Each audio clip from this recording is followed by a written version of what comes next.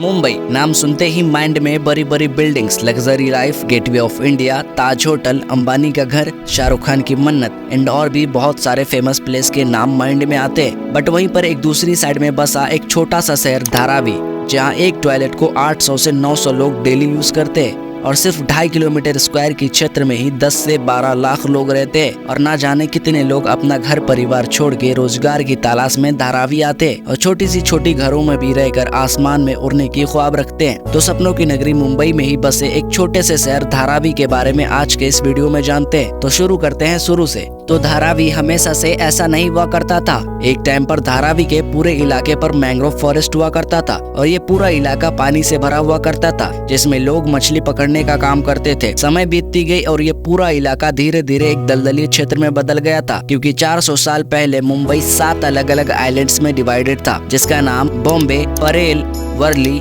Mahim, माजेगांव, little Colaba और कोलाबा था। 17वीं सदी के स्टार्ट में ये सारे आइलैंड्स पुर्तगालियों के हाथ में थे, जिसे पुर्तगालियों ने दहेज के तौर पर अंग्रेजों को दे दिया था और ब्रिटिश ईस्ट इंडिया कंपनी ने इन 7 आइलैंड्स को अंग्रेजों से भाड़े पर ले लिया था, क्योंकि ब्रिटिशर्स को मुंबई के इन 7 पोर्ट से काफी ज्यादा अच्छा इनकम पोटेंशियल दिखा।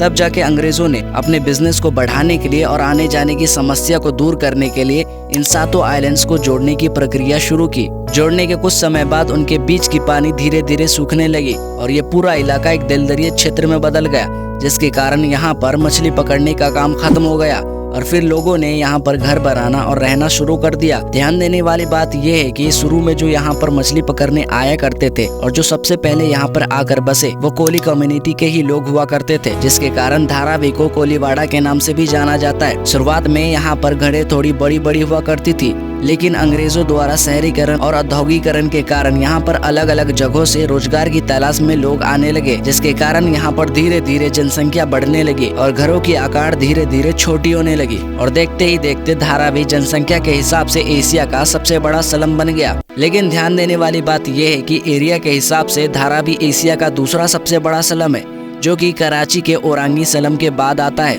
और इस हिसाब से धारावी दुनिया का तीसरा सबसे बड़ा स्लम है। धारावी का स्लम लगभग 2.5 किलोमीटर स्क्वायर की क्षेत्र में फैला हुआ है, जो कि मुंबई के 2 रेलवे लाइंस वेस्टर्न और सेंट्रल लाइन के बीच में बसा हुआ है, जिसका लोकेशन मुंबई के फेमस इलाकों जैसे बांद्रा, माहिम, माटुंगा और सायन जैसे फेमस इलाकों से चारों तरफ से घिरा हुआ है। और इतने छोटे से ही बस्ती में लगभग 10 से 12 लाख लोग रहते हैं, जो कि दुनिया के कई सारे देश जैसे Maldives, Bahamas, Bhutan, Iceland and और भी कई सारे देश से ज्यादा है। और इस प्रकार इतनी कम जगह में जिस तरह से यहाँ लोग रहते हैं वो वाकई में सोचने वाली बात है। धारावी की टोटल पॉपुलेशन में 63% हिंदूज, 30% मुस्लिम, 6% क्रिश्चियंस एंड 1% में अदर माइनॉरिटीज है। और आपको यह बात जानकर हैरानी होगी कि धारावी एक स्लम एरिया होने के बावजूद भी इंडियन इकोनॉमी में $650 मिलियन से लेके $1 बिलियन तक का कंट्रीब्यूशन करता है और 2.5 से 3 लाख लोगों को एम्प्लॉयमेंट भी प्रदान करता है। आखिर इतना ज्यादा एम्प्लॉयमेंट एक छोटे से एरिया में कैसे मिल पाता है? तो मैं आपको बता दूं, धारावी में लगभग 15,000 से ज्यादा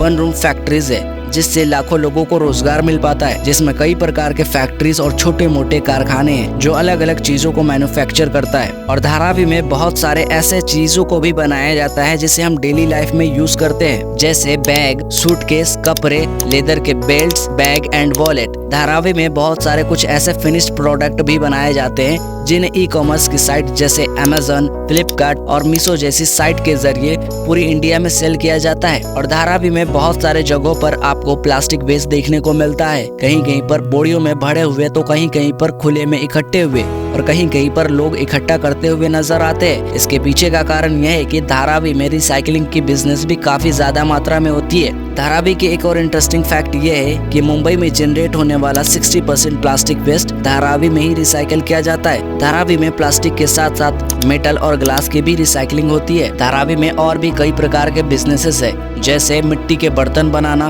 कारपेंटर्स की और ना जाने कितने और छोटे मोटे बिजनेसेस है। 1887 में धारावी में पहली बार मुंबई के किसी दूसरे क्षेत्र से लेदर फैक्ट्री को धारावी में लाया गया था, जिससे धीरे धीरे ज्यादा लोग यहाँ का हिस्सा बनने लगे और 20वीं सदी आज़ादी आने तक धारावी में एक बड़ा गांव बस चुका था, जिसकी पॉपुलेशन लगातार बढ़ रही थी। 1947 में इंडिया इंडिपेंडेंट हुआ था, बट तब तक मुंबई एक बहुत बड़ी इंडस्ट्रियल एरिया बन चुकी थी, जिससे धारावी मुंबई के बीचों बीच होने के कारण धारावी में बड़ी बड़ी फैक्ट्री और इंडस्ट्री के वेस्ट पदार्थ को फेंका जाता था। मुंबई की फैक्ट्रीज के लिए धारावी एक प्रकार से डंपिंग यार्ड का काम करने लगा था। बट आजादी के बाद देश के अलग अलग राज्यों से आने वाले लोग मुंबई में जो कम सैलरी पर काम किया करते थे, वो रहने के लिए धारावी को ही चूज किया, क्योंकि यहाँ की लिविंग कॉस्ट कम हुआ करती थी, जिसके कारण बहुत सारे लोग धारावी में ही माइग्रेट किए। तो ये तो हो गई कुछ पुरानी बातें। सोचने वाली बात तो ये है कि अभी के टाइम पर धारावी में बसे लोगों की रोजमर्रा की लाइफ कैसी है, धारावी दिखता कैसा है, और इतने छोटे से बस्ती में इतने सारे लोग कैसे रहते हैं, वो आपको पार्ट 2 में पता चलेगा। तो स्क्रीन पर जो पार्ट 2 वीडियो दिख रहा है, आप उस पर टैप करके पार्ट 2 वीडियो को देख सकते हैं, जिसमें मैंने इन सब चीजों के बारे में बताया है। तो आप जरूर इस वीडियो को देखिएगा। मिलते हैं नेक्स्ट वीडियो में।